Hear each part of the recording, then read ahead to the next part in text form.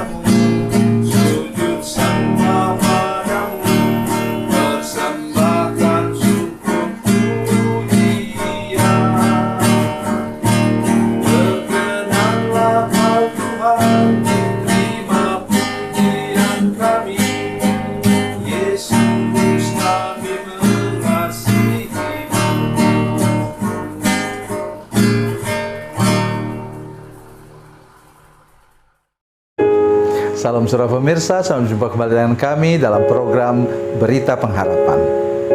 Hari ini saya mengunjungi saudara-saudara sekalian membawakan berita yang mungkin tidak pernah saudara dengar, kecuali pada harinya.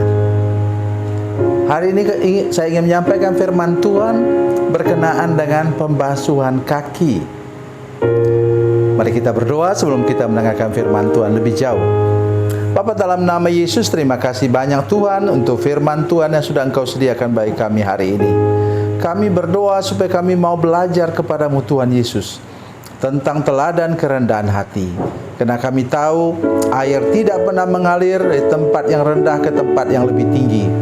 Air hanya mengalir, berkat Tuhan hanya mengalir kepada hati yang rendah dan mau diurus oleh Tuhan. Berkati kami saat dengan firman-Mu dalam nama Yesus. Haleluya. Amin.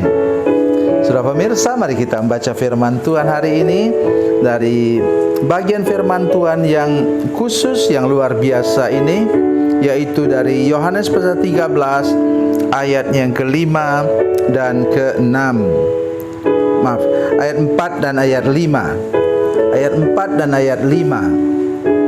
Yohanes 13 ayat 4 dan 5, demikian bunyi firman Tuhan. Lalu bangunlah Yesus dan menanggalkan jubahnya. Ia mengambil selai kain lenan dan mengikatkannya pada pinggangnya. Kemudian ia menuangkan air ke dalam sebuah basi dan mulai membasuh kaki murid-muridnya, lalu menyekanya dengan kain yang terikat pada pinggangnya itu. Amin. Saudara pemirsa, waktu itu ada 12 orang murid dalam ruangan itu. Mereka mengadakan perjamuan Paskah dan tidak ada seorang pun yang tergerak hatinya untuk apa? Mereka lihat tidak ada kan? Di situ pelayan atau pembantu atau budak yang dapat membasuh kaki mereka. Itu adat orang Yahudi. Jadi saudara sekalian, semua orang menunggu datangnya pelayan, datangnya hamba, datangnya budak pembasuh kaki. Maka kemudian semua terkejut dan terpaku, apalagi Petrus, saudara sekalian. Dia sangat-sangat terpukul karena melihat Para murid 1 orang pun dari 12 orang tidak ada yang mau jadi pelayan. Padahal murid itu memang dipersiapkan menjadi pelayan, tetapi tidak ada seorang pun yang menyadarinya pada waktu yang khusus dan istimewa itu. Maka kemudian Tuhan Yesus mengambil inisiatif. Satu yang kita harus perhatikan ialah bila engkau tidak sanggup melakukan sesuatu, maka Tuhan Yesus yang akan mengambil alihnya. Sekali ini mengambil alih sesuatu yang sangat memalukan, memukul hati para murid. Mari kita lihat firman Tuhan yang menjadi rujukan kita hari ini, yaitu Injil Matius pasal 11 ayat 29. Matius 11 ayat 29.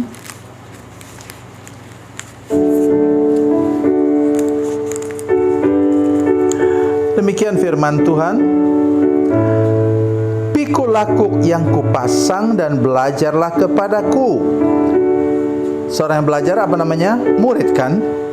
Karena aku lemah lembut dan rendah hati, dan jiwaku akan mendapat ketenangan. Jiwamu akan mendapat ketenangan. Saudara pemirsa, Yesus sendiri mengatakan bahwa murid harus belajar dari gurunya. Gurunya siapa? Tadi alam ayat 28 mengatakan, marilah kepadaku semua letih lesu dan beban berat, aku akan beri kelegaan kepadamu. Tapi kita tidak bisa mengalami kelegaan kalau kita masih sombong, tinggi hati. Jadi Yesus mengajak kita untuk belajarlah kepadaku. Kata belajar itu mengandung arti murid. Murid yang belajar. Apa kurikulumnya apa? Pelajaran utamanya apa? Lemah lembut dan rendah hati. Manusia pada umumnya sangar, keras hati. Nanti sudah bisa baca juga dalam ucapan bahagia di Matius pasalnya yang ke-5. Berbahagialah orang yang lemah lembut, karena mereka akan mewarisi bumi. Mana ada dalam prinsip dunia orang lemah lembut bisa mewarisi bumi? Orang sangar, keras, orang yang bengis itulah yang bisa mewarisi tanah. Bumi itu bicara tentang land atau tanah.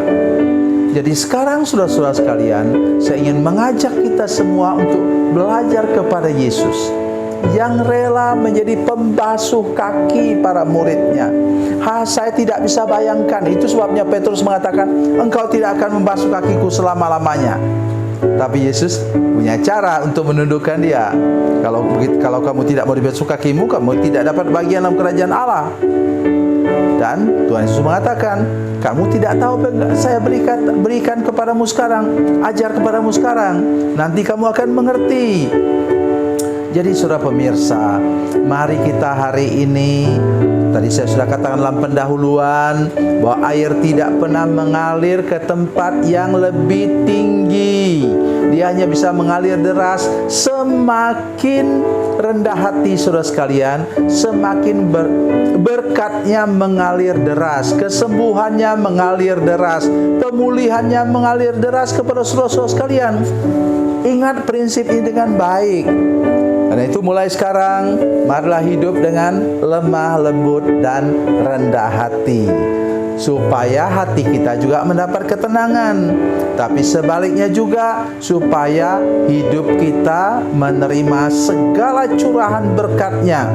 Kalau saudara sangat rendah hati, saudara akan mengalami sesuatu yang luar biasa daripada Tuhan. Mengapa? Berkat-Nya, pemulihannya, kesembuhannya menjadi air terjun yang melimpah dalam hidup saudara-saudara sekalian. Oleh sebab itu hari ini saya mengajak kita semua untuk datanglah kepada Tuhan. Tuhan yang mana? Yesus yang mana? Yesus yang rela menjadi pembasuh kaki pada para murid yang sombong itu.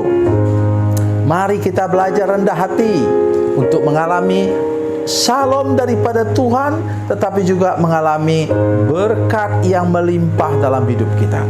Jadi mari berhenti dengan pikiran yang sombong. Orang bisa sombong oleh karena gelar, oleh karena kekayaan, oleh karena posisi dalam pemerintahan atau dalam apa. Orang bisa menjadi tinggi hati.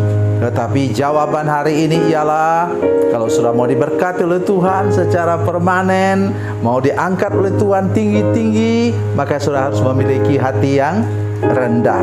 Bukan rendah diri saudara sekalian, tapi betul-betul rendah hati. Tuhan Yesus memberkati, Tuhan Yesus baik. Mari kita berdoa. Bapa, dalam nama Yesus, terima kasih banyak untuk firman Tuhan hari ini. Kami percaya bahwa Tuhan mengasihi kami, mengasihi para pemirsa. Bila ada yang merasa lebih dari orang lain, tolong Tuhan supaya kami diubah Tuhan untuk menjadi rendah hati, lemah lembut, supaya kami mendapat ketenangan pada jiwa kami, dan juga berkat Tuhan mengalir deras kepada kami. Dalam nama Yesus, haleluya, amin.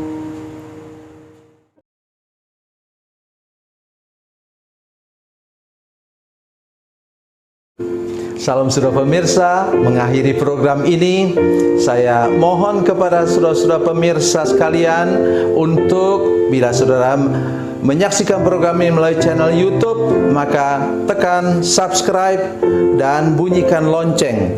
Dan bila saudara menyaksikan program ini melalui channel Facebook, maka tolong saudara-saudara sekalian tekan like dan juga komen. Dan demikian pula bila sudah menyaksikan program Makanan Bergizi hari ini yang tertulis, maka tekan yang sama juga, tekan like dan tekan komen.